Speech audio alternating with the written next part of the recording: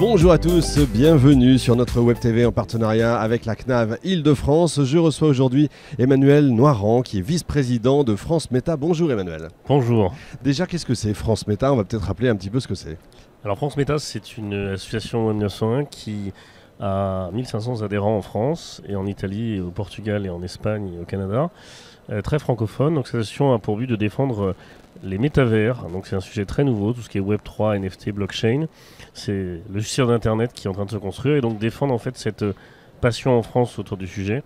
Donc nos adhérents sont des grands... C'est tout nouveau, hein. Vous dites passion, mais c'est tout nouveau. Hein. Beaucoup tout... de gens ne comprennent pas ce que c'est que Méta. Exactement. Pour les vieux comme moi, Méta, on connaissait, c'était Second Life.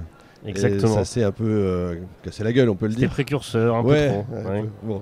Et vous y croyez, donc forcément, sinon vous ne le vendriez pas, en tout cas. J'y crois parce qu'en fait... Quel est l'avantage pour, on va dire, les personnes, les personnes âgées, les personnes avec un handicap?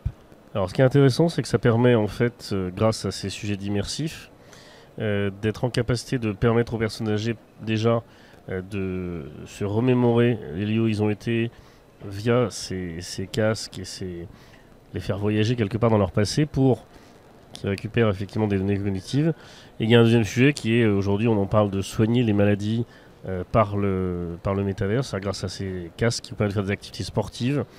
Et on a des maladies chroniques qui sont aujourd'hui soignées par ces sujets-là, on le sait bien. Donc on sait que pour les personnes âgées, il y a un vrai intérêt à entrer dans ce monde tout nouveau, qui va leur donner une autonomie qu'ils n'avaient plus ou qu'ils n'avaient pas. Donc ça veut dire à chaque fois construire pour chaque personne son passé? Exactement. Ça en fait, utiliser les lieux dans lesquels ils ont été, comme eux, ces lieux sont modélisés en 3D, les refaire voyager à l'intérieur, pour derrière qu'ils puissent réintégrer ça dans leurs souvenirs. D'accord. Les enjeux principaux pour 2023 pour votre association et puis pour le secteur Méta, etc. Alors pour l'association, on est 1500, on aurait bien être 4000. D'accord. Voilà. Les enjeux sont assez forts parce qu'il y a un enjeu de souveraineté. Il faudrait que l'écosystème français s'empare du sujet et pas laisser, comme bien souvent, les Américains et les Chinois prendre le sujet.